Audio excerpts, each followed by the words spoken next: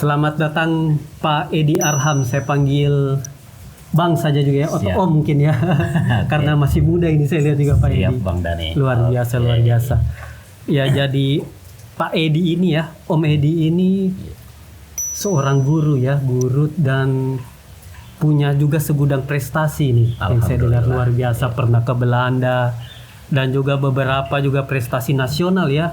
Selain itu, dan yang lebih luar biasanya lagi ternyata ini Pak Edi sudah mengajar selama 17 tahun di daerah 3T. Di SDN Lalowata ya Pak ya. Latoma, Kecamatan Latoma, Kabupaten Konawe. 17 tahun itu waktu yang tidak main-main Pak. Untuk seorang yang pendidik yang mau meninggalkan rumahnya ke daerah tempat mengajarnya, apalagi daerah 3T. Nah ini Pak Edi, mungkin Pak Edi kita fokus di mengajarnya dulu di daerah 3T karena ini kayaknya menarik sekali Pak Edi ya. Pengalaman hidup ini. Bisa dijelaskan sedikit mungkin Pak Edi bagaimana situasi mengajar di sekolah SDN Lalowata ini Pak Edi. Pada saat ini dengan dulu waktu pertama Pak Edi masuk. Mungkin dari saat ini dulu ya bagaimana. Alhamdulillah kalau saat ini itu kita mengajar itu alhamdulillah sudah baik dibandingkan yang lalu. Karena sekarang kita sudah banyak terbantu dibandingkan yang lalu. Kalau yang lalu bahkan listrik saja tidak ada. Sekarang sudah alhamdulillah listriknya sudah ada, internetnya juga walaupun kita harus ke desa sebelah itu sudah alhamdulillah sudah ada. Sudah masuk. Dibandingkan yang lalu saya mengajar di sana itu sejak terangkat di 1 April 2008. 2008. 17 ya. Pada saat itu memang Pemda Konawe sedang merekrut guru-guru yang bersedia untuk mengajar di daerah 3T. Nah, pada saat itu daerah 3T-nya Konawe itu ada Routa yang ujung juga itu ya lumayan ya kalau kita harus ke sana lewat Sulawesi Selatan. Kemudian ada Wawoni'i dulu yang sekarang Konkep. Nah, di situ juga dengan salah satunya adalah Latoma. Jadi 3 kecamatan pada saat itu dan kami di Latoma alhamdulillah yang direkrut pada saat itu 11 orang. 11 orang untuk guru SD dan guru SMP. Waktu itu Pak Edi itu memilih atau memang sudah SK-nya sudah ditempatkan di antara daerah tersebut atau bisa memilih waktu itu? Pada saat itu saya cerita mungkin sejak awal mendaftar dulu ya. Boleh. Jadi saya mendaftar itu memang tertarik karena pada saat 2008 itu pengangkatannya khusus daerah 3T. Tertarik ya Pak Edi? Iya, tertarik. Karena ini juga sesuai dengan pengalaman karena saya dulu sebenarnya alumni perikanan tapi kemudian ambil akta 4 dan memang alumni 2003 di STAIN D2. Jadi pengalaman dulu waktu di perikanan sering ikut-ikut dosen ke daerah-daerah pesisir waktu itu, tapi pesisir yang terpencil. Nah, di situ memang kalau saya lihat banyak sekolah-sekolah itu yang kekurangan guru. Nah, di situ saya tertarik. Wah, ini tidak boleh, ini saya bilang medan perjuangan sebenarnya. Luar biasa sehingga selesai kuliah saat itu saya sempat jadi kontributor juga di salah satu media, kemudian pernah juga mengabdi di salah satu bank internasional Pak Edi ya di BII. Tapi pas ada lowongan ini saya mendaftar dan alhamdulillah lulus. Nah, ketika itu 1 April 2008 saya tidak tahu penempatan, yang jelas saya tahu saya akan tempatkan di Routa, Latoma atau di Wawoni'i. Nah, tapi alhamdulillah saya ditempatkan Routa dan pada saat itu kondisinya lebih parah dari sekarang karena pertama kali Pak Edi datang di sana. Kalau dulunya itu kalau mungkin Bang Dani tahu atau penonton tahu itu ketika kita mau ke Latoma atau ke Koltim itu pas di Abuki saja itu sudah putus jalan. Kalau sekarang sudah di Asinua, sudah ada aspal dari Abuki ke Asinua. Nah, dulu masih sampai di Abuki saja di pasar itu. Nah, mulai dari situ kita harus berjuang melewati lumpur, apalagi kalau hujan keras itu ya. Bahkan ada teman kami karena dia salah perhitungan, dia berangkatnya siang, akhirnya bermalam di jalan. Sampai begitu Pak Edi bisa. Yang kalau kita salah perhitungan resikonya sampai begitu ya bermalam. Nginap di jalan karena ketika motor kita terjebak di lumpur, sudah tidak ada orang lagi yang membantu kita, makanya kita berusaha. Kalau saya selalu berangkat subuh dari rumah. Oh, dipertimbangkan rencananya memang. Iya. Berarti lihat cuaca. Karena Fatal kalau juga kita ya. di sana sudah siang, kemudian Iya. menjelang asar itu sudah tidak ada orang yang jalan. Jadi ketika kita ada masalah sudah tidak ada yang bantu, jadi terpaksa ada beberapa teman yang nginap di jalan pada saat itu. Risiko benar-benar perjuangan ya Pak, bukan untuk mengajar saja tapi untuk ke Untuk lokasi sampai ke saja. sana dulu. Harus matang juga pertimbangan. Butuh perjuangan. Kemudian di sana juga ketika sampai pada saat itu listrik kan belum ada, jadi kita masih pakai lampu kaleng waktu itu yang pakai minyak tanah. Iya, yang asap itu yang ya, ada asap asapnya, itu. betul. Nah, tapi lama kemudian saya berpikir ini kan ada aki motor. Nah, kenapa kita ndak pakai untuk penerangan? Jadi pada saat itu kadang kalau kita sampai sana kita pakai aki motor untuk penerangan, atau kalau misalnya kita bawa laptop, kebetulan ada yang mau dikerja, kita pakai aki motor, baru kita gunakan konverter. Dari aki motor harus tersebut. diakali ya Pak Iya, ya, betul. luar biasa. Nah, kemudian anak-anaknya juga ya maklumlah di sana banyak tantangan-tantangan. Nah, misalnya kalau di sana siswa itu kita tidak bisa harus menyeragamkan mereka, misalnya harus pakai sepatu, harus pakai putih merah, harus seragam, tidak. Karena kalau kita seperti itu jelas anak-anak sekolah tidak akan lagi yang datang karena memang keterbatasan. Jadi kami ajar tidak pakai sandal boleh, pakai baju kaos boleh, terserah seragam. Nanti kemudian ada banyak bantuan, akhirnya mereka juga bisa menggunakan seragam, bisa menggunakan sepatu. Berarti awalnya begitu ya, yang penting mereka mau sekolah dulu. Mau Pak sekolah Edi. dulu. Lebih banyak tolerannya. Betul. Karena memang keadaan tidak memungkinkan. Tidak ya. memungkinkan. Terus Pak Edi ketika di sana itu pertama bagaimana tempat tinggal apa segala macamnya itu bagaimana Pak Edi? Zaman dulu ini kan nggak ada komunikasi, pasti langsung ke sana kan? Oh ya betul. Nah, jadi Bagaimana pertama itu? sekali itu saya cari teman dulu. Ya. Kebetulan di 1 April itu kami terangkat ada dari guru kesehatan dan tenaga teknis. Iya. Jadi saya berusaha cari informasi siapa teman-teman yang di sana punya keluarga atau mengetahui informasi, dan alhamdulillah ada, dan dia bersedia mengantar. Kebetulan juga dia bilang dia punya keluarga sana. Jadi kami ke sana lah. Bahkan di perjalanan pertama itu karena saya yang butuhkan, saya yang menyediakan 2 motor. Nah, salah satu motor kami itu patah karena Patah Satria sampai lama patah ya, Pak, ya? Saya sebut produk Satrianya Iya. itu patah setirnya karena Itu di kondisi perjalanan? jalan. Pada saat sampai sana baru diperiksa ternyata patah. Iya, jadi akhirnya pulangnya itu dinaikkan di mobil. Memang berarti ini menggambarkan betapa medannya itu tidak main-main ya Pak Edi ya. Iya, betul. Berapa jam itu perjalanan Pak Edi? Kalau dulu Kalau dulu ya bisa sampai 5 jam 6 jam. Iya. Kalau sekarang alhamdulillah waktu masih pakai motor yang Supra itu bisa 3,5 jam. Kalau sekarang alhamdulillah diberi rezeki pakai motor yang memang khusus itu bisa sampai 3 jam. 3 jam, 3,5 jam ya. 3,5 jam. Itu berarti jalannya kecil ya Pak Edi, kayak setapak begitu ya. Jalannya sepanjang tidak. perjalanan. Jalannya poros, bahkan sebenarnya statusnya itu sampai di jembatan itu statusnya jalan provinsi. Jalan provinsi. Jalan ya. provinsi. Hanya memang perhatiannya mungkin lewat media ini saya berharap kepada pemerintah untuk melihat bagaimana kondisi daerah Latoma sampai saat ini. Saya saja sejak 1 April sudah 17 tahun itu perubahannya tidak banyak. Begitu Pak Edi ya. Jadi Sementara diharapkan ada masyarakat di sana. Masyarakat di sana, bahkan kalau kita pikir masyarakat Unaha itu sebenarnya berasal dari Latoma. Ya, nenek moyangnya itu rata-rata kebanyakan ya. Bahkan banyak sebenarnya pejabat-pejabat kita itu aslinya orang Latoma, karena ketika misalnya ada momen-momen tertentu atau mendekati pemilihan ya, mereka secara kuburnya ke Latoma. Ke Latoma ya. Memang seharusnya diperhatikan. Betul, menjadi perhatian karena akses juga diperlukan di sana. Aksesnya, kondisi ekonomi masyarakat juga yang mendorong sehingga seperti itu, karena mereka pada awal-awal itu mereka hanya bergantung ke hasil hutan. Hasil hutan artinya dari menarik rotan, menebang kayu atau cari madu. Nah, itu saja penghasilannya. Karena kalau misalnya mau berkebun itu agak sulit juga di sana. Karena yang paling banyak hamanya itu hama monyet sama babi. Monyet karena hutan ya. Hutan ya. Jadi sampai mereka sulit untuk berkebun, bertani. Betul.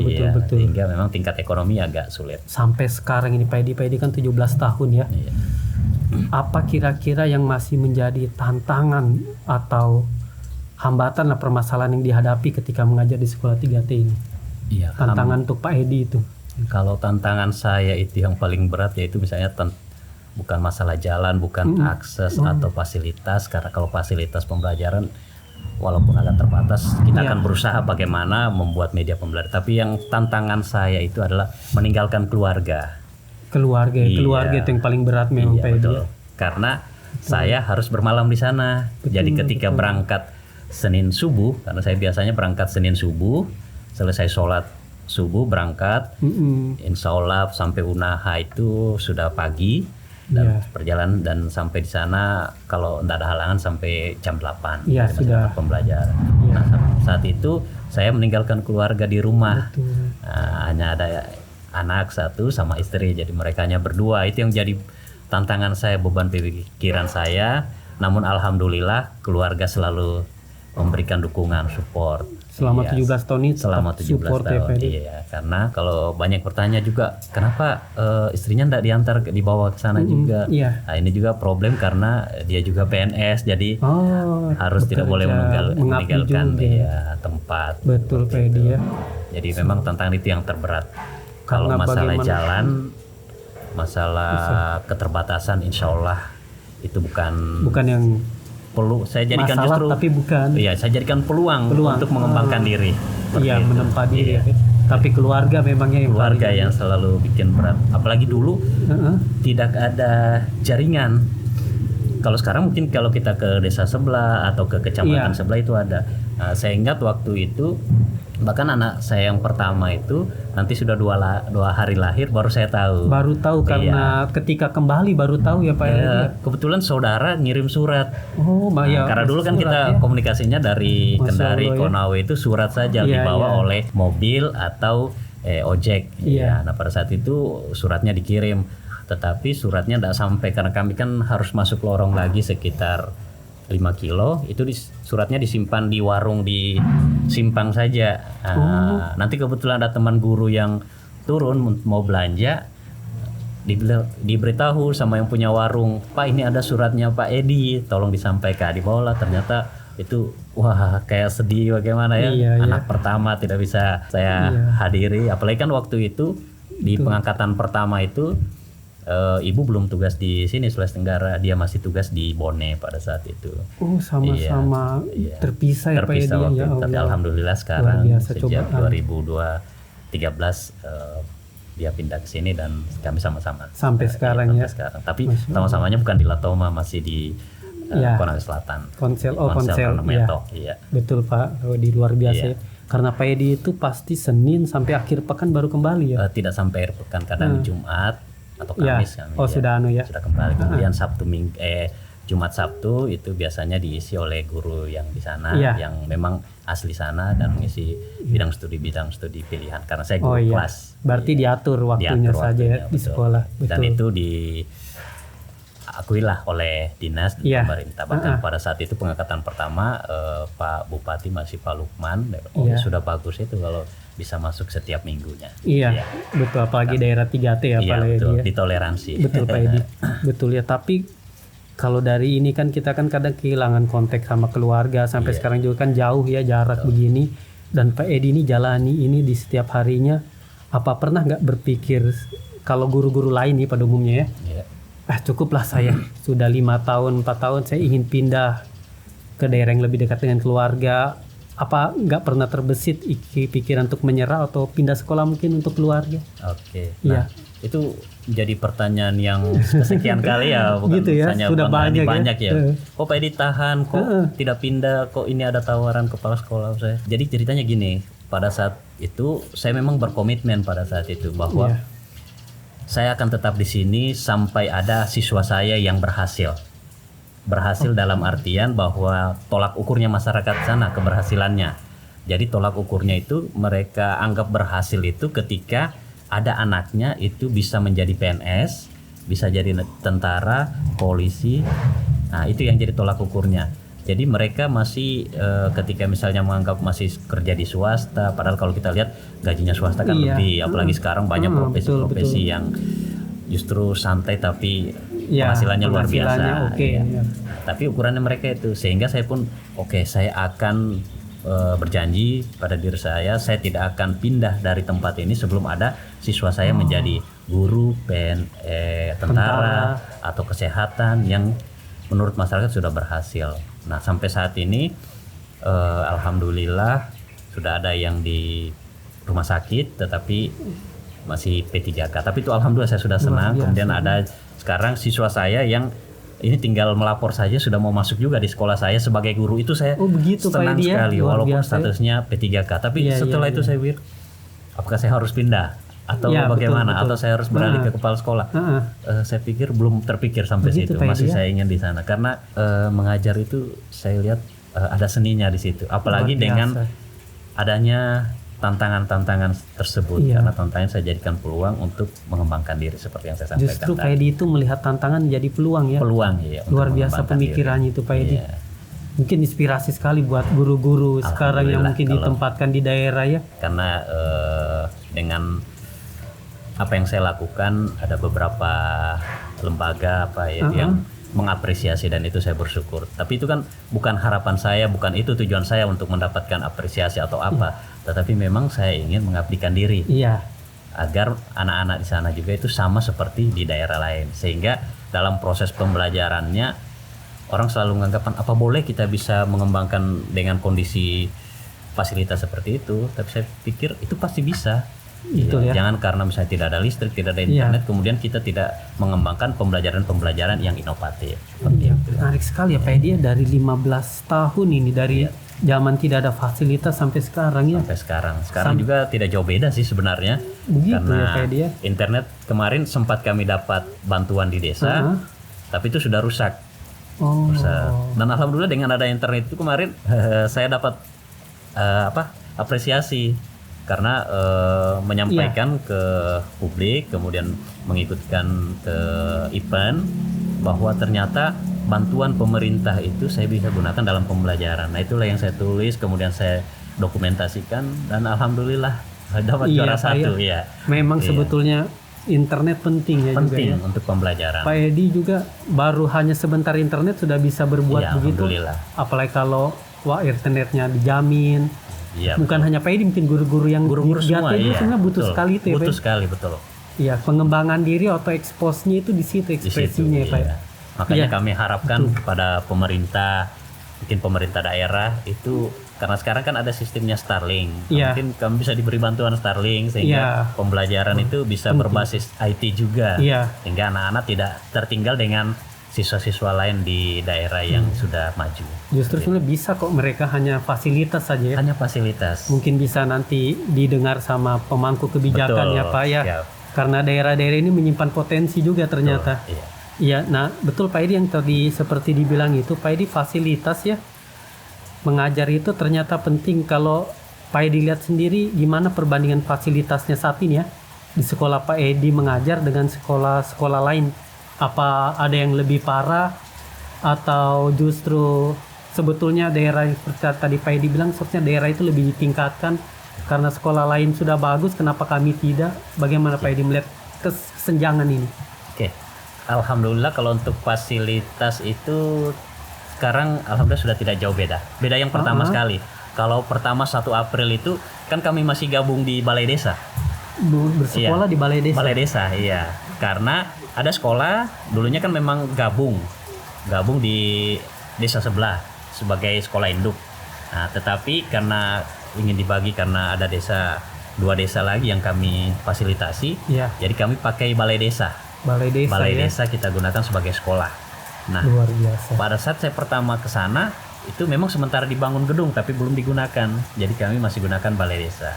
Oh, Tapi sekarang alhamdulillah kalau untuk fasilitas bangunan alhamdulillah kami rasa cukup bahkan berlebih. gitu. Iya, bahkan kalau dulu kami biasanya kalau naik ke sana itu numpang ke rumah penduduk atau numpang ke rumah guru. Nah, sekarang kami sudah memiliki fasilitas perumahan bagi guru. Oh, asrama ada rumah guru Ada rumah ya. guru. Ya, bahkan kami dapat 2. Masya Allah. Ada 2 rumah guru, kemudian 1 rumah kepala sekolah. Kepala sekolah. Kepala sekolah. Berarti kalau dari segi sarana prasarana Alhamdulillah. sudah bagus ya intervensinya pemerintah ya. Iya.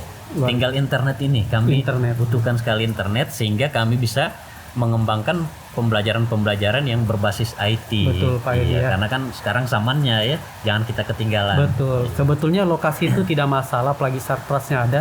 Yang penting akses ke internet, akses informasi ini, Pak Edi, ya. Yang kita butuhkan. Insya Allah kalau sudah ada itu mungkin sudah bisa bersaing, atau sudah bisa sejajar lah untuk masalah informasi dengan sekolah lain. Insya Allah. Karena kalau memang saya lihat juga anak-anak itu ketika pembelajaran kita desain menggunakan IT terbatas. Iya. IT terbatas artinya tidak menggunakan internet. Iya. Nah, karena ada beberapa juga media yang saya kembangkan itu berbasis IT, tapi IT saya sebut IT terbatas karena tidak menggunakan internet. Iya. Itu mereka sangat termotivasi. Oh. Nah, apalagi waktu kemarin sempat ada internet desa yang saya bilang yang sampai sekarang sudah rusak lagi.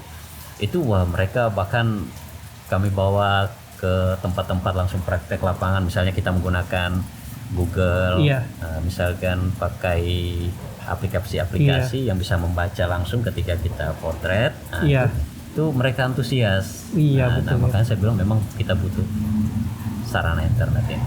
Siapa ya, di luar biasa sekali ya. Memang kreativitas dan antusias memang perlu ya dipancing oleh media yang mumpuni juga informasinya. Betul Pak Edi. Nah, terkait tadi juga Pak Edi sempat cerita sudah malahan ada siswa Pak Edi dulu yang sekarang sudah kembali mengajar ya. Iya. Itu kan suatu prestasi juga ya, luar biasa. Dan kan ternyata ini sudah sering ikut lomba-lomba juga Pak Edi ini ya. Dan kadang sampai tingkat nasional Pak Edi ini.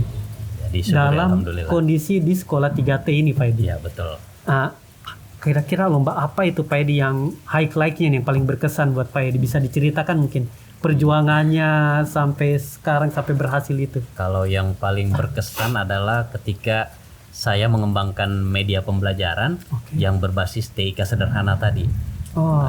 Nah, pada saat itu sebenarnya bukan tujuannya untuk lomba, tapi bagaimana mengkonkretkan sesuatu yang abstrak. Kalau kita belajar gerhana itu kan kita contohnya itu ya, tapi itu saya buat media pembelajaran dengan menggunakan bahan-bahan yang ada, kemudian saya rangkai menggunakan jam dinding itu pemutarnya, kemudian gunakan bola yang biasa dipakai anak-anak, kemudian pakaikan senter yang biasa pakai tambang, kemudian saya rakit, lalu saya coba tulis dan saya ikutkan lomba.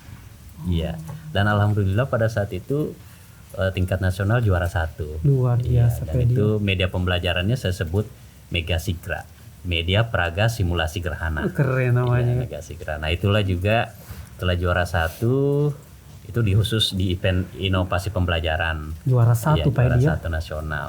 Nah, kemudian tidak lama berselang itu kan ada kegiatan Rembuknas. Jadi Rembuknas itu kegiatan kementerian yang mengundang semua stakeholder. Iya.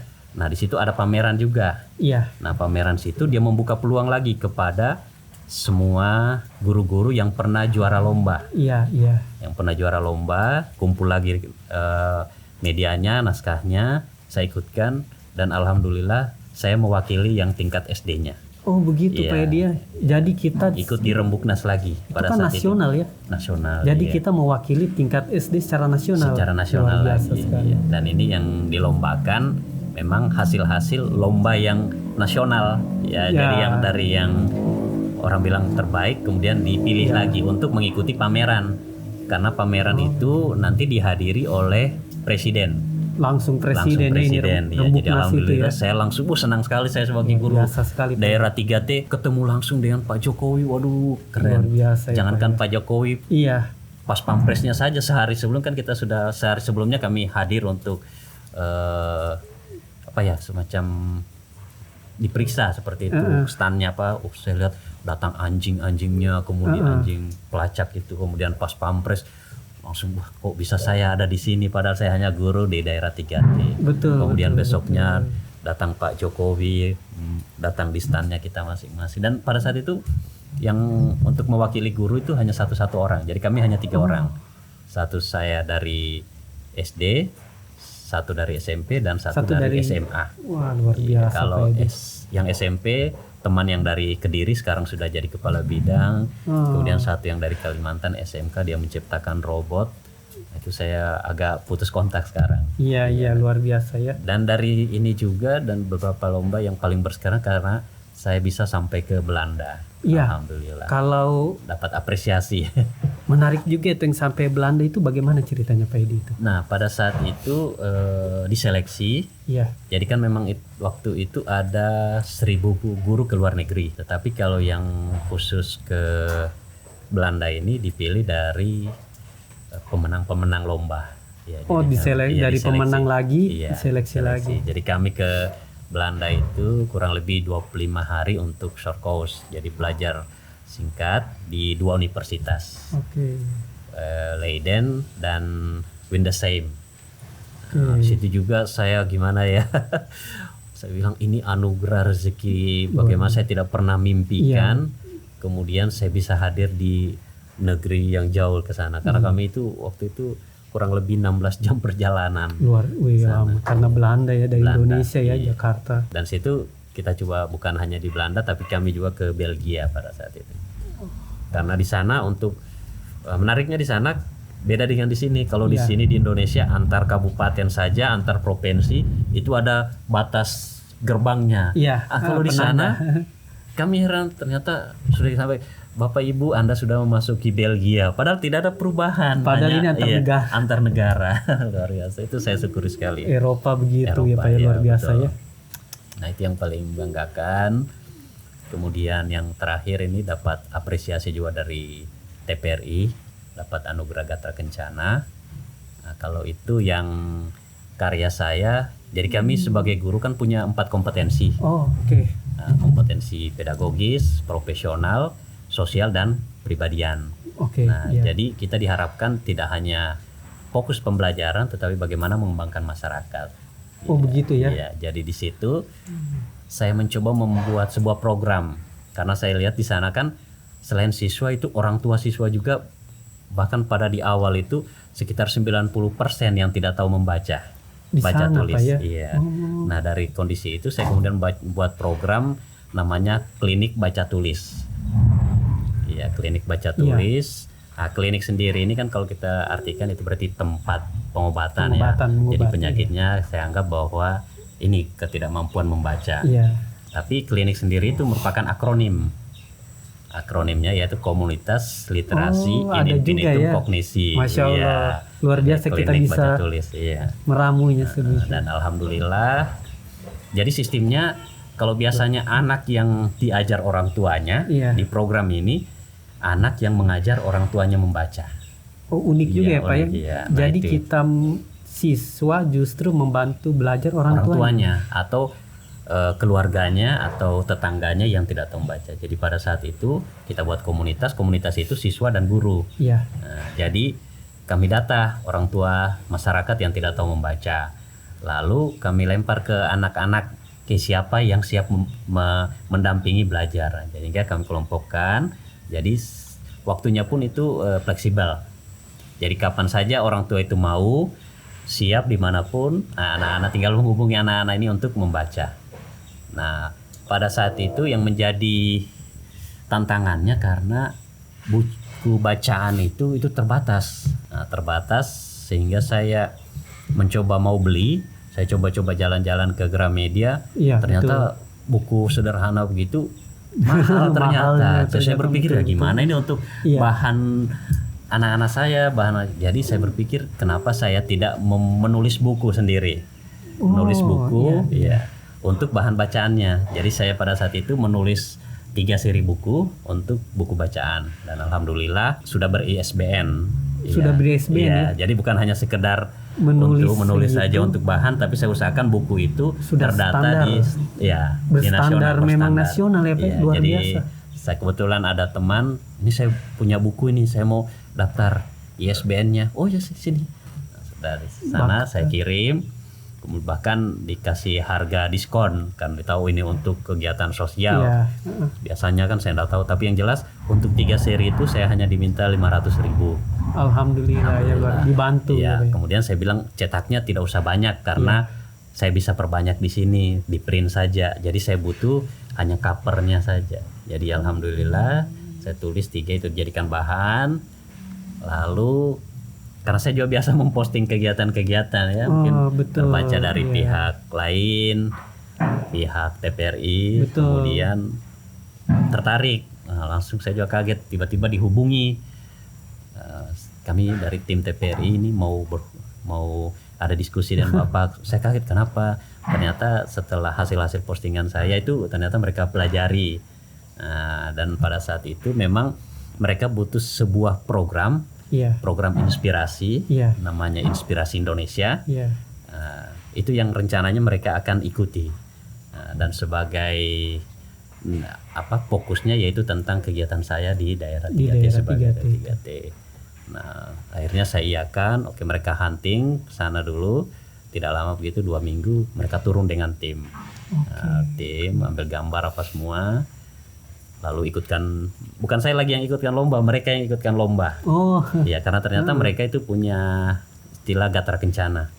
Nah, Gatra Kencana, program Gatra Kencana, lomba antar stasiun televisi. Pada saat itu Bapak yang dibawa hasil karyanya itu yang dinaikkan ya. Saya sebagai subjeknya dalam program Inspirasi Indonesia itu. Nah, alhamdulillah pada saat itu programnya mereka itu juara 2. Juara 2 ya. Juara 2. Luar biasa. Secara nasional kan mereka itu TPRI secara 2. Nah, pas saya pikir pengumumannya selesai, ternyata di tahun itu, tahun 2000, saya lupa tahun berapa, ternyata ada namanya kategori juri prize. Jadi khusus pemilihan dari juri. Jadi tidak ada. Jadi memang mereka diberi kesempatan untuk memilih program mana yang paling unggul.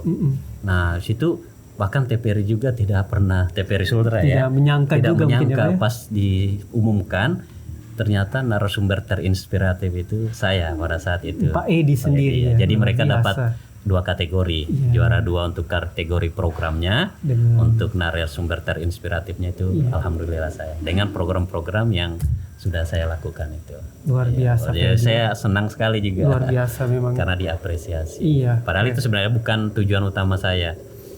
Karena tujuan saya itu pada saat itu ketika juga saya diseminasi ke teman-teman guru, ke pihak dinas, itu saya tidak pernah berpikir ke sana. Hanya saya ingin meningkatkan kemampuan baca tulis masyarakat. Yang karena tadi bilang supaya mereka bisa. Dan alhamdulillah ke masyarakat itu efektif. Ada beberapa orang tua yang sebelumnya tidak bisa membaca, mereka bisa membaca seperti itu. Itu luar biasa Pak Edi, bakatnya Pak Edi itu menulis itu kan tidak mudah ya, sampai membuat 3 buku juga itu.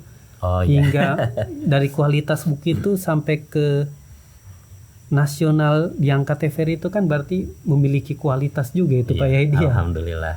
Luar biasa. Itu sesuatu yang sangat harus diapresiasi memang Pak Edi. Alhamdulillah. Kalau yang Pak Edi cerita tadi juga bagaimana dampaknya ke masyarakat, siswa juga mengajar sama orang tuanya.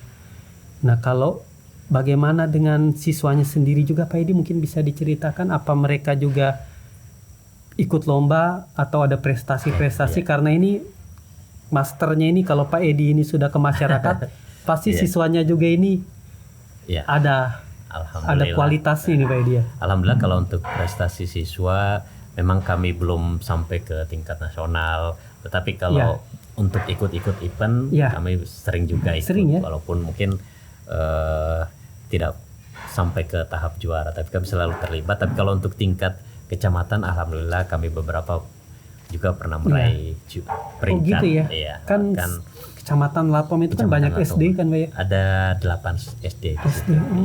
Kalau untuk tingkat kabupaten, kami hanya sebagai partisipan. Artinya tapi kami mau juga. Tapi namanya mungkin anak-anak sini mungkin lebih kompetensinya lebih dibandingkan anak-anak kami. Tapi kita tetap berusaha. Betul Pak Edi ya. Kan daerah 3T ini yang seperti Pak Edi bilang ya, seandainya saja mungkin informasi lebih internet fasilitas utamanya. Tapi 3T saja bisa mengikuti lomba-lomba ini sudah luar biasa ini Pak. Disyukuri alhamdulillah. Betul ini. Untuk daerah dengan keterbatasan lokasi dia dengan internet akses tidak ada juga. Betul. Luar biasa sekali Pak Edi. Dan memang jujur juga mungkin kami akui bahwa kekurangan kami itu memang tidak bisa hadir secara penuh seperti di daerah lain. Karena memang kebanyakan guru-guru Latoma itu berasal dari luar Latoma. Sehingga mungkin untuk hadir full Senin sampai Sabtu Iya. itu mungkin dibandingkan di sekolah-sekolah maju, Iya. sekolah-sekolah di luar Latoma betul. itu memang kami akui itu.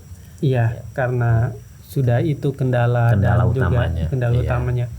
Memang syukur-syukur terjadi proses pembelajaran Iya, kalau standar ini. Tapi ini kan bisa berprestasi juga luar biasa ya Pak Edi.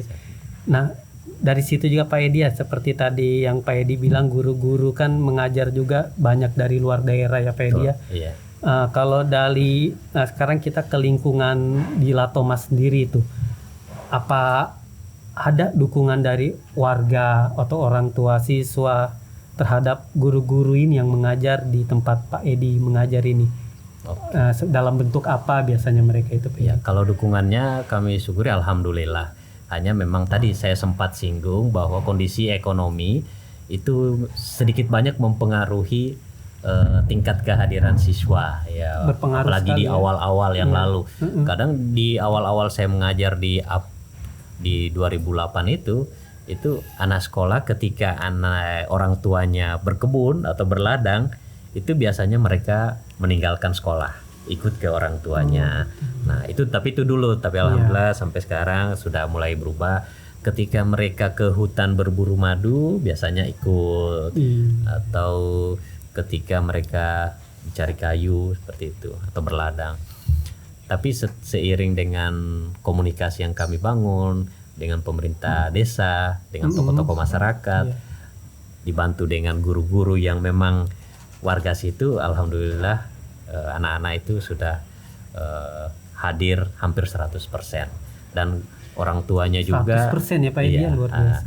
Dan orang tuanya juga sudah mau menyekolahkan anaknya, bahkan sudah mensupport anaknya untuk hadir setiap hari. Bahkan ketika sudah ada masalah, mereka langsung ke guru bilang ini anak saya tolong dia sampaikan atau dibina. Nah, kalau dulunya memang komunikasinya kurang. Iya betul ya, memang harus pandai mencari keadaan itu, harus dengan pihak ini, kepala desa mungkin ya. Sepandai-pandainya supaya siswa itu mau belajar ya Pak Edi. Dan dengan kondisi ini juga saya membuat program itu pengembangan karakter model Astra. Bisa dijelaskan tuh Pak Edi? Jadi model Astra itu kalau biasanya orang tua siswa itu mengharapkan dari gurunya saja, dan guru juga tidak mau, kadang ya biasanya ya tidak mau pusing dengan kondisi yang ada di rumah. Nah, tetapi saya coba bagaimana membangun kolaborasi antara orang tua dan siswa. Teknik-teknik itu ternyata bukan hanya di sekolah-sekolah yang ada di kota, tapi di daerah pun seandainya gurunya mau menggali seperti tadi, bisa ya Pak Edi. Orang tua pun antusias ternyata. Antusias, ya, karena saya uji cobakan. Biasanya di tempat-tempat lain atau karena beberapa juga yang saya kembangkan inovasi itu saya diseminasikan, sebarluaskan. Nah itu yang untuk yang Astra berapa kali, dan terakhir saya minta dihadirkan guru, guru dan orang tuanya, dan pada saat itu hadir orang tuanya. Nah disitulah saya uji coba simulasi, karena saya anggap di sekolah saya berhasil, apalagi kalau di sekolah-sekolah yang berada di daerah maju, yang mana kondisi orang tuanya itu yang hampir tidak ada di rumah, betul yang tidak bisa mendampingi anaknya. Nah pasti sangat terbantu dengan ini. Betul Pak, betul. Hanya memang di awalnya kita harus berkomitmen bahwa ini bukan mencari salah anak, karena biasa kan orang tua juga tidak mau terbuka, tidak mau terbuka, bilang ternyata anaknya malas mandi, malas sikat gigi, atau apalah hal-hal yang sebenarnya sederhana, tetapi kalau kebiasaan-kebiasaan itu terbangun sampai dewasa, karakternya agak kurang bagus. Luar biasa sekali, inovatif sekali, betul. Alhamdulillah. Luar biasa. Pak Edi ini kembali tadi tentang guru-guru juga ya, Pak Edi ini kan bukan hanya Pak Edi saja yang guru ada di sana. Ini menarik sekali nih Pak Edi, kan ternyata guru itu banyak dari luar selain dari lokasi banyak, Pak Edi ya. Yang Pak Edi perhatikan ini, guru yang masuk dari luar ini pernah nggak sih mereka itu hanya beberapa tahun saja bertahan minta pindah dari sekolah tersebut, baru mereka mengusulkan pindah itu? Bagaimana Pak Edi? Apa Pak Edi memberi nasihat atau bagaimana? Ada nggak kasus begitu Pak Edi? Nah, kalau di Latoma sendiri itu banyak kasus gitu ya. Begitu ya. Bahkan awalnya mereka terangkat kontraknya misalnya 5 tahun baru Iya. bisa pindah. Ini baru berapa tahu, bahkan ada yang baru berapa bulan sudah minta nota tugas. Begitu seperti ya, itu. Pak Edi, ya? Bahkan kalau saya sampai sekarang kami tinggal 3 orang dari 11 orang. 3 yang lain orang? dari 11 orang yang terangkat di Kecamatan Latoma. Oh begitu Pak Ya, Edi. sekarang sudah. Untuk Kecamatan Latoma. Latoma, iya. Di angkatan-angkatan berikutnya juga bahkan di angkatan 2000 berapa, bahkan yang ada yang P3K itu sudah. Nah, ini juga pesan ke teman-teman, ayolah kita Iya, bertugas menarik ini, dulu. Pak Edi, ya. Jangan baru diangkat sudah minta pindah. Betul, Gitu. betul, Tapi betul. untunglah syukurlah regulasinya P3K ini tidak boleh pindah ya. Sudah ada Regulasi. aturan. Tapi kalau yang pengangkatan PNS yang lalu itu ya banyak kejadian seperti itu. Jadi dalam posisi sebetulnya tidak terpenuhi kuota guru ya tetap ya. Kalau di awal-awal, nah ini juga menarik ya. Heeh. Ketika di awal-awal itu banyak istilah kekurangan guru daerah 3T. Iya. Tetapi sekarang ini setelah adanya proses sertifikasi guru sehingga teman-teman menjadi mendapat tunjangan, Iya. dan itu regulasinya semakin dipermudah. Kemudian bukan hanya PNS, kemudian melihat peluang guru saat ini lumayan lah. Iya, iya, Nah, betul. sekarang itu banyak sudah orang-orang yang tertarik menjadi guru. Iya. Bahkan dengan latar belakang yang bukan guru, mereka mengambil akta. Kalau dulu, sekarang bahkan mengambil program penyamaan atau mengambil lagi Iya. S1 guru Iya. yang dipercepat, misalnya penambahan berapa semester Iya, saja. betul. Sehingga kalau kekurangan guru saat ini sudah tidak ada. Nggak ada ya. Alhamdulillah. Iya. Alhamdulillah. Berarti Bahkan kelebihan, banyak orang yang masih mau masuk. Pak Edi, ada ndak yang kosong? Saya bilang, oh ndak ada. Saya bilang, masa ndak ada? Saya bilang, ya terserah, silakan dihubungi kepala sekolah kalau tidak percaya, seperti itu. betul luar biasa Pak Edi ya. Berarti memang efektif juga ya kesejahteraan Iya, guru. kesejahteraan juga guru, terjamin. betul. Akhirnya guru mau mengajar dengan sepenuh hati. Sepenuh hati. Iya. Iya. Dan banyak yang tertarik. Bahkan kebetulan saya juga perbantukan di Universitas Terbuka di UT, di situ banyak guru-guru calon-calon guru itu ternyata mereka sudah kuliah Iya di betul jurusan ya. lain, tapi kemudian masuk lagi di PGSD. PGSD. Iya. Sama Betul, kejadiannya saya, tapi saya memang memang sambil kuliah perikanan saya juga kuliah di D2 pada Iya, saat itu. iya sama yang Pak Edi cerita Iya, sebelumnya itu ya. betul, jalan betul, dua-dua. betul. Nah, Pak Edi sendiri ini juga ya kan menarik sekali tadi Pak Edi, kalau sempat Pak Edi juga baru tahu anak pertama itu lahir 2 hari ya. Iya. Setelah kelahiran baru dapat suratnya Dapat ya. surat. Nah, selama 17 tahun ini Pak Edi bagaimana tanggapan dan dukungan keluarga sendiri Pak Edi ya? Iya. Apalagi anak-anak kan sekarang sudah besar ya. Sudah besar. Sudah lalui, terutama istri dan anak-anak ini bagaimana respon mereka Pak Edi atau tanggapan mereka dengan keadaan begini Pak Edi, yang Pak Edi mengajar nanti akhir pekan baru ke Kendari, kan ini sudah terjadi sehari-hari ya. Oke. Alhamdulillah kalau untuk dukungannya itu baik ya. Beda di awal-awal memang agak merasa berat juga, apalagi dengan kondisi rumah saya itu yang memang berada di tempat yang agak sunyi. Tapi alhamdulillah sekarang sudah agak ramai. Ketika ditinggalkan itu mereka kadang juga ada perasaan was-was seperti itu. Tapi alhamdulillah sekarang, apalagi dengan melihat apa yang saya lakukan, kemudian keteguhan saya, mereka akhirnya dukung sepenuhnya.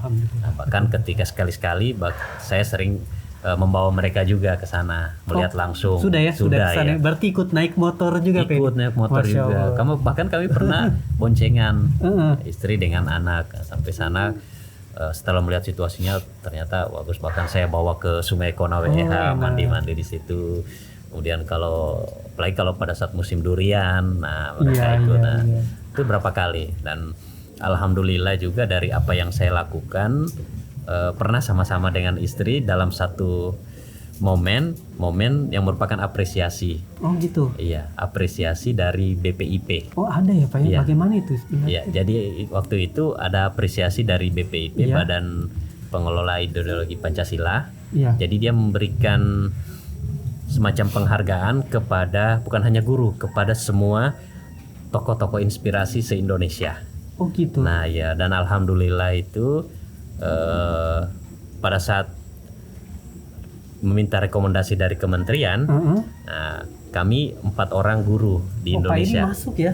masuk. Mungkin karena dari ada prestasi Ya, banyak itu, ya. ada track recordnya Ya, Pak Edi ya. ya, jadi secara rekomendasinya nasional. ya, BPIP minta rekomendasi kementerian, kementerian mengundang kami. Jadi pada saat itu namanya yang dari BPIP itu anugerah 74 ikon prestasi Pancasila.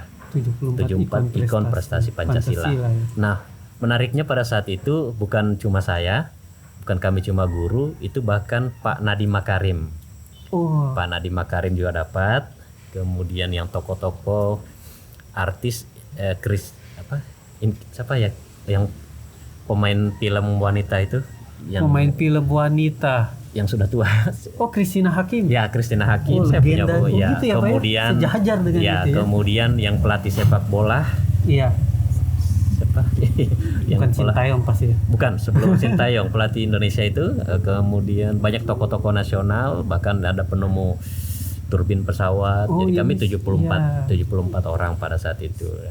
Nah, saat itu apresiasinya bukan hanya penghargaan, tapi kami diminta juga membawa keluarga ke sana.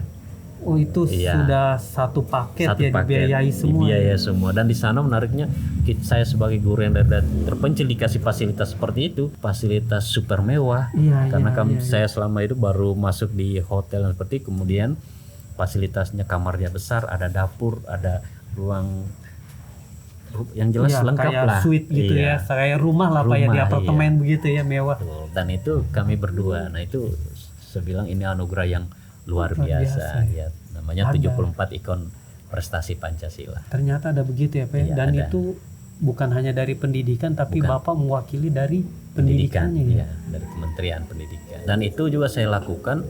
Memang ada beberapa yang saya lakukan untuk proses pembelajaran itu, tapi saya mulainya itu nanti di 2017. 2017 Iya, ya. baru mengikuti event seperti itu. Dan itu pun dimulai bukan mengejar apresiasi hadiah atau Iya, apa, betul. tidak.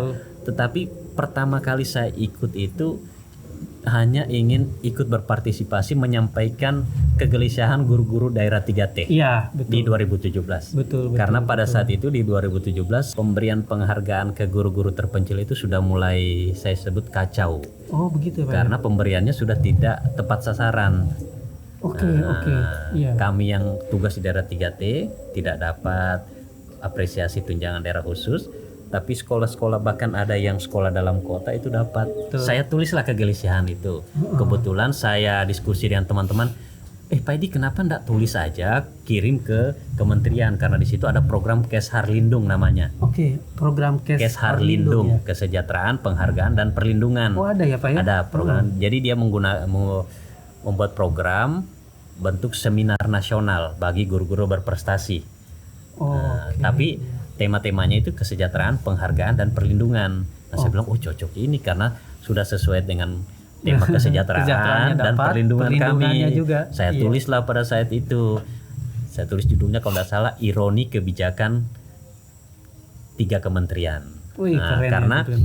memang situ setelah keluarnya surat bersama gitu, Kementerian Keuangan, Kementerian Desa dan Kementerian Pendidikan, Pendidikan itu sudah jadi kacau. Nah, saya tulislah. Nah, ternyata tulisan saya itu lolos. Nah, disitulah untuk pertama kalinya saya menginjakan kaki di Jakarta. Begitu Pak ya, Iya, luar saya biasa. tulis. Nah, di situ saya diminta untuk mempresentasikan. Alhamdulillah dari situ juga saya banyak kenal dengan teman-teman guru dari seluruh Indonesia.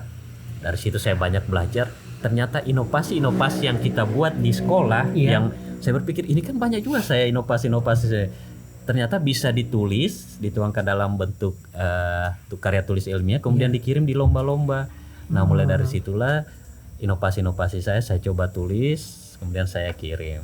Mungkin bagus Iya. teman-teman guru kalau mendengar ini ya, menonton ini ya, untuk bisa mengikuti apa yang Pak Edi lakukan ya. Alhamdulillah sudah Ternyata banyak. tulisan-tulisan itu memang memiliki Banyak bobot guru hebat kita juga bisa di ke Sulawesi nasional. Tenggara. Iya Pak Betul. Edi ya. Iya. Nah, dari situ tahun berikutnya saya coba lagi tulis untuk 2018 ini. 2018-nya saya tulis lagi, bukan lagi ke perlindungan, tapi saya ambil media pembelajaran.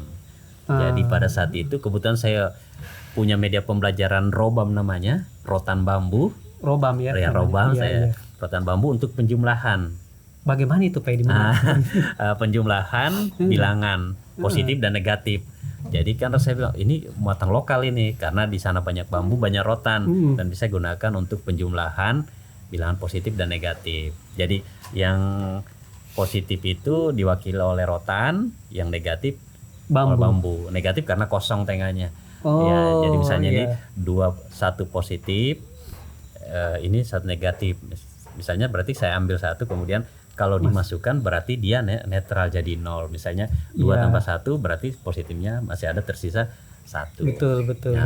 Itu yang saya coba tulis dan alhamdulillah jadi sebagai presenter terbaik pada saat Gitu itu ya, di seminar terbaik nasional. ya. Iya, mulai dari situ saya mulai kalau ini ada kesempatan ya. Iya. Artinya kami kan kalau misalnya mau menggunakan gaji untuk naik pesawat ke Jakarta, betul. itu kayaknya saya bilang ini ada kesempatan, maksudnya bukan kesempatan apa ya, maksudnya dengan kumpul-kumpul kita dengan teman-teman guru se-Indonesia itu kan kita bisa bertambah ilmu. Betul, wawasan. Betul, Nah mulai dari situlah alhamdulillah beberapa kali lolos event-event karena memang media pembelajaran saya memang saya buat sebelumnya, kemudian efektif. Nah, sementara mereka memang melihat efektif, kemudian bisa digunakan juga di sekolah lain, bukan hanya di Kendari, di Konawe, Kendari Sultra, tapi di daerah lain juga. Secara nasional. Bisa. Dan bisa bukan hanya di daerah 3T, daerah maju juga sudah bisa, tinggal dimodifikasi. Betul Pak Edi, luar biasa sekali, luar biasa. Pak Edi, ini kalau sebelum kita akhiri ini Pak Edi, saya ingin tahu ini apa harapan dari Pak Edi ya, utamanya ini terhadap pemerintah Pak Edi terkait sekolah-sekolah 3T ini, apa yang masih menjadi harapan Pak Edi saat ini? Harapan saya banyak ya, mungkin sama dengan harapan guru-guru lain, terutama fasilitas yang kami sangat butuhkan di daerah 3T. Tolong beri kami saja fasilitas internet sehingga kami bisa sama dengan sekolah-sekolah lain di daerah maju. Tanpa ada internet, apalagi dengan adanya misalnya program coding dan kecerdasan buatan artifisial, nah itu kami mungkin agak sulit, kecuali kami hanya sampai di tataran pemanfaatan coding untuk berpikir logis saja. Artinya hanya tingkat PAUD dan guru kelas 1, 2 sampai 3 lah gitu. Tapi kalau untuk sudah masuk kelas 5, 6 memang kita butuh perangkat yang mendukung coding tersebut. Iya. Kemudian yang kedua, program-program itu tidak hanya menyasar sekolah-sekolah maju. Nah, seperti misalnya bantuan-bantuan kemarin, bahkan bantuan pemerintah yang Chromebook itu idealnya kamilah yang diberikan di daerah 3T. Iya, betul. Karena itu yang kami butuhkan. Tapi mungkin pertimbangan juga kebijakan program mungkin berbeda. Nah, kemudian yang ketiga ini ada program nasional yang kadang ketika anak-anak sekolah saya menyinggung masalah itu, kadang hati saya itu kadang sedih. Apa itu Pak Edi, menarik sekali? Yang itu, yang bagi-bagi makan bergizi gratis, MBG. Boleh. Nah, bagaimana itu Pak Edi? kalau menurut kami sebenarnya MBG itu harusnya kita menggunakan prinsip obat nyamuk. Prinsip obat nyamuk artinya program itu harus menyasar yang pinggir dulu. Misalnya daerah 3T ini kan dari pusat baru mau keluar. Ya, harusnya dari pinggiran dulu, karena memang yang membutuhkan MBG ini, makan bergizi gratis ini sebenarnya daerah-daerah 3T yang kondisi sosial masyarakatnya, kondisi ekonominya lemah. Iya, dan itu ada di sekolah kami. Kita lihat sendiri di televisi, banyak bahkan siswa-siswa itu yang menolak karena memang mereka menganggap itu bukan kebutuhan mereka. Tetapi coba dibawa ke tempat kami, mereka itu selalu bertanya ketika mereka lihat di misalnya sempat ada internet, mereka ke balai desa, lihat Pak, ada lagi makan bergizi gratis, kapan pi kita kasihan. Iya.